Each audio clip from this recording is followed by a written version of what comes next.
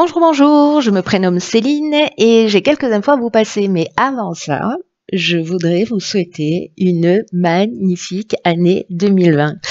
Euh, je vous souhaite une année de réalisation, je vous souhaite une année de douceur, je vous souhaite une année de paix intérieure, de sérénité, de bien-être, une année de rire.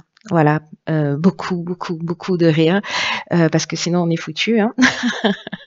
Voilà, c'est un peu notre porte de sortie, hein, notre soupape. Donc voilà, je vous souhaite de rire énormément. Bref, je vous souhaite d'être vous, voilà, tout simplement. Et je me le souhaite à moi aussi, au passage. Bon, en tout cas, vraiment plein de bonnes choses dans cette année qui est, on le sait tous maintenant, une année tout à fait spéciale. Alors, j'ai quelques informations à vous passer tout de même. En fait, j'en ai 3, donc je vais essayer de faire FISA. Alors, concernant l'étude, très important sur l'étude entre neurosciences et numérologie et un peu astrologie au passage. Merci pour tous vos retours. J'avais dit que je clôturais au 31 décembre, sauf qu'en fait, il y a beaucoup d'entre vous, un petit clin d'œil à Charlène en particulier, elle comprendra pourquoi, elle se reconnaîtra. Il y a beaucoup de personnes qui m'ont fait des demandes sur cette étude au mois de décembre en me demandant si elles pouvaient les rendre sur le mois de janvier, donc il n'y a pas de souci. Voilà, on ne se prend pas la tête. Je vais repousser la date des réponses jusqu'au 31 janvier. Merci infiniment pour vos retours. Il y a beaucoup de personnes parmi vous qui m'ont dit, et pour moi c'est déjà une partie voilà, très importante que les tests réalisés, ça vous avait aussi permis de réfléchir sur vous et d'apprendre des choses et de vous éclairer. Donc déjà rien que sous cet aspect-là, je trouve ça génial. Et voilà, merci pour tous vos retours. Donc voilà, pas de stress. On va commencer l'année voilà, avec le sourire. Et donc voilà, jusqu'au 31 janvier, s'il y a des personnes qui veulent demander à réaliser cette étude pendant le mois de janvier, c'est encore possible. Voilà. Après, je peux pas repousser jusqu'en 2025, autrement on va jamais s'en sortir. Mais voilà, le 31 janvier, on va dire que c'est le dernier quart. Donc voilà pour l'étude, pour détendre un peu, pour détendre un peu tout le monde. La deuxième chose, c'est que cette année, je vais faire les tirages d'une manière un petit peu différente. Je vous en avais parlé dans le tirage annuel, mais du coup, je vais vous expliquer. Je vais travailler plus avec les énergies de la nouvelle lune. Donc les tirages vont correspondre plus à ça, aux nouvelles lunes, à ce qu'elles génèrent en termes d'énergie. Pourquoi la nouvelle lune? Parce que plutôt que d'attendre la pleine lune et de se prendre des énergies en pleine figure, c'est de poser des intentions en nouvelle lune pour agir et puis qu'on réceptionne et qu'on puisse travailler avec ces énergies lunaires, puisqu'elles sont puissantes pour nous tous.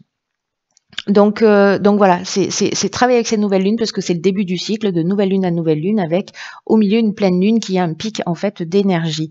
Donc de faire les choses en conscience, voilà l'idée générale quand même, hein. Donc c'est pour ça qu'il vaut mieux pas attendre la pleine lune pour commencer à faire les choses en conscience puisque c'est un peu tard et donc on peut être plus bousculé que si on pose ses intentions d'une manière très concrète, donc on va travailler avec les énergies et les signes dans lesquels ces pleines lunes se passent.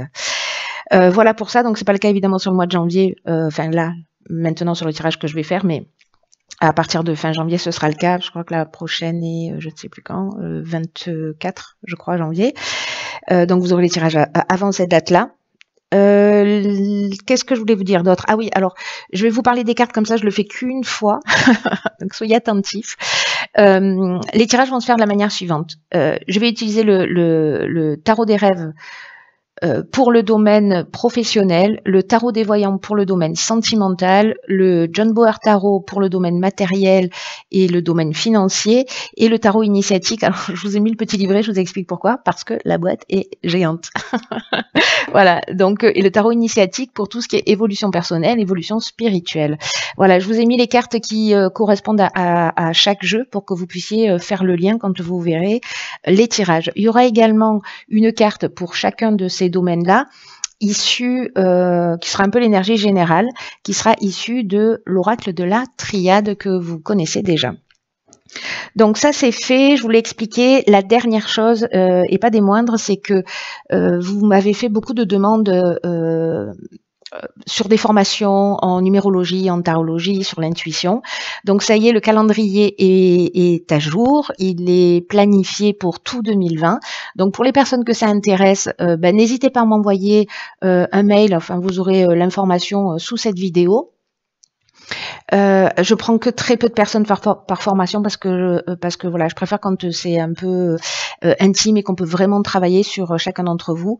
Donc il y a plusieurs formules, vous verrez, soit en groupe, soit d'une manière individuelle, parce que il y a des gens qui sont un peu partout sur la planète aussi. Donc voilà, toutes les options sont ouvertes et toutes les options sont possibles. Donc si ça vous tente, vous êtes vraiment les bienvenus. Pour moi, c'est un grand bonheur de pouvoir aussi aller dans cette direction et puis vous transmettre des outils pour que vous puissiez être autonome dans votre réalisation. Voilà, je crois que j'ai fait le tour. Et bien, écoutez, je pense qu'on peut passer à la guidance. Chers poissons, voici votre guidance pour le mois de janvier 2020. Alors, je sais que nous sommes le 20 janvier. Mais ça me tenait quand même à cœur d'aller au bout de les guidances, même si voilà, j'ai dû faire une parenthèse pour ma survie. Donc voilà, je tenais quand même, enfin ça me tenait à cœur d'aller quand même au bout de toutes les guidances. Donc pardonnez-moi pour cette mise en ligne tardive. J'espère malgré tout que ça pourra vous aider ou vous guider, ou peut-être même juste une seule personne, mais peu importe. Voilà, l'important c'est d'aller jusqu'au bout de ce qu'on commence. Alors, on va commencer par le domaine professionnel et nous avons ici la carte 35 de la nécessité. Nous avons ici, le 2 d'épée, le 5 de bâton et le roi de pentacle. Ok, alors... l'énergie principale, c'est cette carte 35 de la nécessité qui nous parle de... Sur le plan professionnel, c'est une carte que je crois qu'elle est déjà sortie à plusieurs reprises et toujours dans le domaine professionnel d'ailleurs, qui nous parle de besoin de changement. En tout cas, soit vous ressentez un besoin de changement parce qu'il y a un bouleversement qui est en train de peut-être de se préparer. Et donc du coup, peut-être que vous sentez le vent tourner, ou vous sentez que la situation va arriver. Alors soit c'est lié à un conflit, peut-être que vous avez dans le domaine professionnel, et vous ne savez pas quel choix faire, mais en tout cas il y a besoin de changement. Peut-être c'est de changement de collègue de travail, peut-être que c'est un changement d'activité parce que ce que vous êtes en train de faire ne vous correspond plus. Donc attention malgré tout, parce que là j'ai l'impression que vous allez devoir, ou peut-être que vous êtes en train, étant donné qu'on est le 20 janvier, peut-être de devoir vous positionner, de prendre une décision, soit de faire les choses pour vous mettre en sécurité, c'est-à-dire voilà, avec ce roi de pentacle,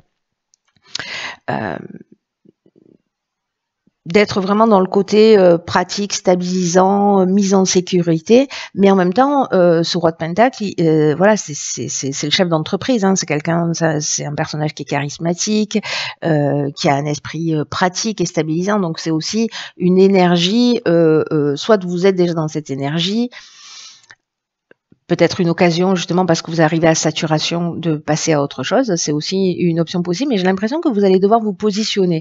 Voilà, peut-être que vous vous prenez la tête pour certains d'entre vous en vous disant mais soit je n'ose pas dire les choses et je subis cette situation de conflit qu'on trouve ici avec ce 5 de bâton, où on se sent obligé en fait peut-être de défendre un peu ses intérêts, vous voyez. Il y a une espèce de compétition ou une espèce de rivalité, pardon.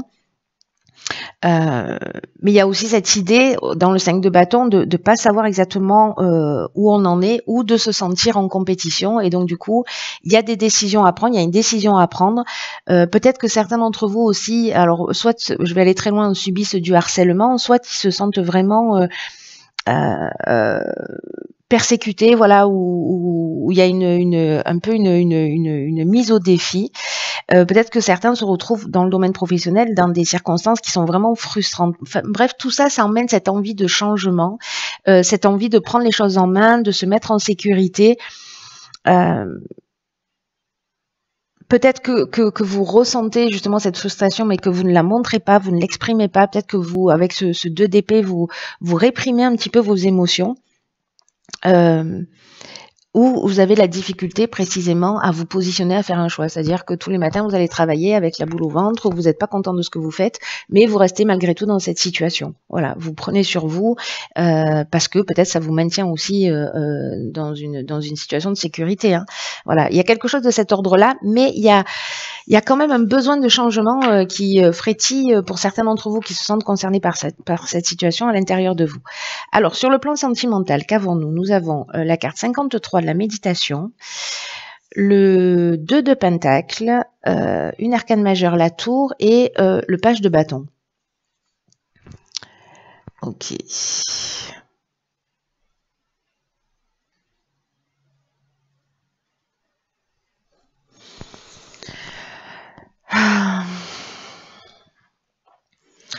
Alors,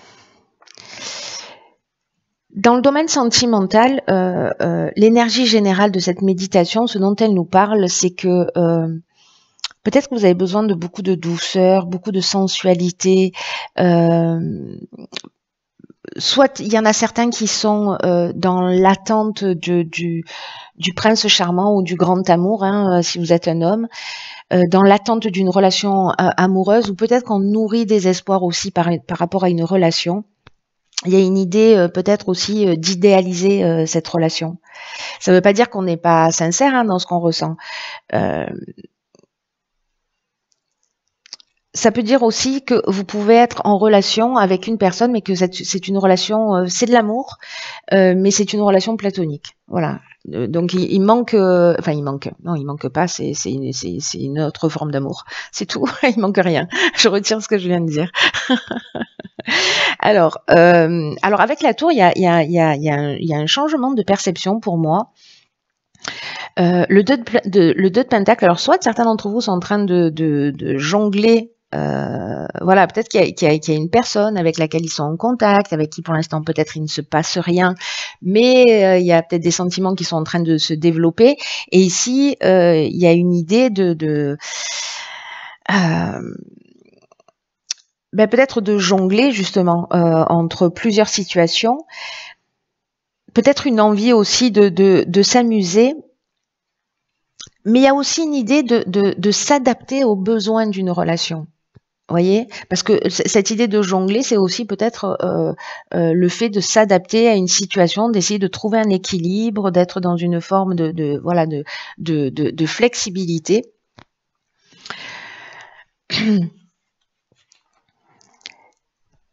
Ici, je vais revenir sur la tour. Hein. Ici, avec le page de bâton, il y a quand même... alors, il y a deux choses. Il y a deux messages avec cette carte-là. Enfin, dans tous les cas, il y a toujours deux messages. Mais il y a une énergie ici explosive. Il y a une énergie créative. Voilà, le page de bâton, il infecte tout le monde avec son enthousiasme. Hein. Voilà, c'est... il y a vraiment... il y a vraiment une envie... une espèce d'enthousiasme. Mais ce dont ça nous parle dans l'autre aspect, c'est peut-être d'avoir, et je vous dis ça, je vous parle particulièrement de ça parce qu'on a la tour dont je vais vous parler, et c'est ce à quoi ça me fait penser, c'est que dans le page de bâton, donc il y a cette énergie là, cette espèce d'enthousiasme, cette curiosité, on a envie d'essayer de nouvelles choses, etc. Mais dans l'obscurité de cette carte, dans l'ombre de cette carte, ça nous parle aussi parfois de croyances limitantes. Peut-être d'une énergie qui part dans toutes les directions, dans le domaine sentimental ou relationnel d'ailleurs. Hein. C'est-à-dire que peut-être on se disperse et justement on est obligé de jongler avec plusieurs situations. Peut-être qu'on vous avez envie d'aller dans une nouvelle direction, dans de nouveaux types de relations, etc., mais que vous rencontrez des difficultés. Ou une forme de rébellion peut-être, voyez, où je m'engage pas, je papillonne. Sachant qu'avec la carte de la tour, ça c'est soit un élément extérieur qui va se produire, mais c'est un changement. Alors ça peut être un changement inattendu. précisément un changement de croyance, parce qu'ici on a une croyance limitante et peut-être qu'il y a une prise de conscience de ça, de cette croyance limitante ou voilà, ou d'un mode de fonctionnement particulier, mais il y a peut-être aussi cette idée que vous avez un positionnement, vous avez des certitudes et que vous avez de la difficulté à changer. Donc là, il y a quand même de nouveaux challenges avec cette carte de la tour qui vont se proposer. Donc soit c'est vous qui allez les mettre, c'est vous qui allez les mettre en œuvre. En tout cas, là, on vous dit quand même de rester en éveil par rapport à toutes les ouvertures que vous pouvez avoir. Mais ça va passer par une destruction pour partir sur une reconstruction.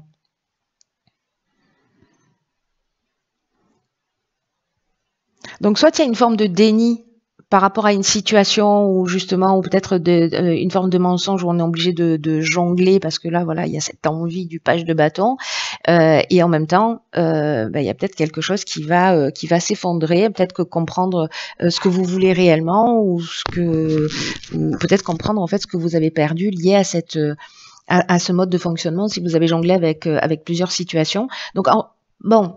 Il y a toute cette énergie en fait quand même de changement, soit que vous créez, soit qui vont venir de l'extérieur, soit des changements à l'intérieur de vous en termes de croyances, en termes de mode de fonctionnement, soit des changements extérieurs qui vont venir pour vous bousculer et pour vous emmener ces changements intérieurs si vous n'y travaillez pas vous-même. Hein. Alors, sur le plan matériel, nous avons la carte 11 de la tentation. La reine de bâton et l'étoile. Alors,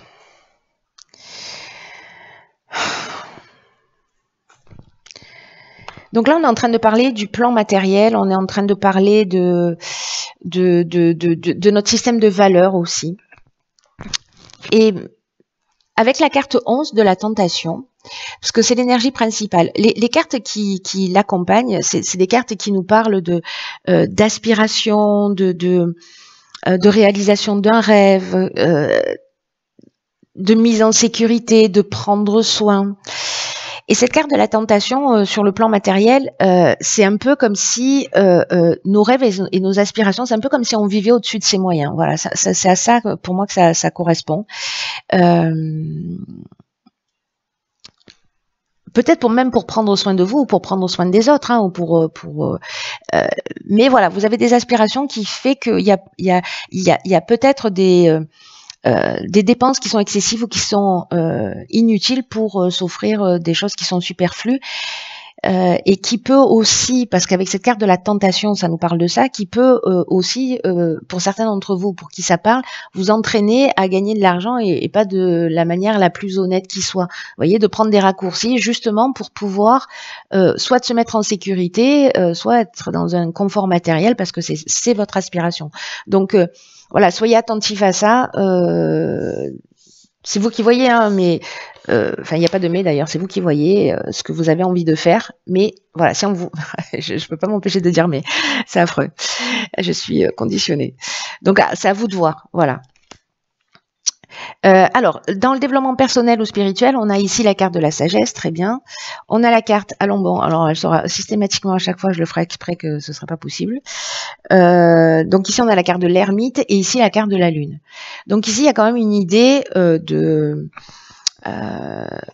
il y a quand même une idée d'introspection, peut-être de voir des choses qui sont cachées, d'aller à l'intérieur de soi pour voir ce qui est caché.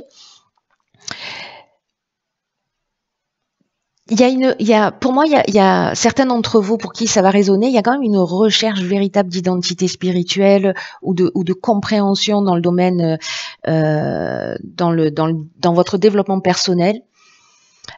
Et en fait, ce que nous dit ces cartes-là, c'est que peut-être vous avez fait ce travail d'intériorisation, peut-être que vous êtes en train de le faire, vous êtes allé voir ce qui est caché, ce qui est, alors peut-être depuis la dernière lune aussi, hein, depuis la dernière, soit de nouvelle lune, parce que voilà, on est en plein dedans, soit de la dernière pleine lune qui a beaucoup bousculé.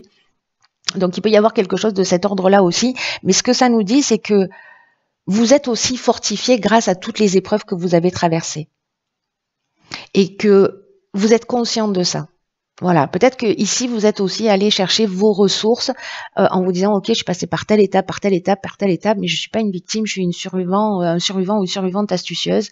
J'ai créé de nouvelles ressources. En tout cas, voilà, aujourd'hui je suis là et je suis plus fort de tout ce que j'ai vécu. Je suis plus fort de toutes mes expériences. Et en fait, c'est ça la sagesse, c'est la capacité à transformer des choses compliquées.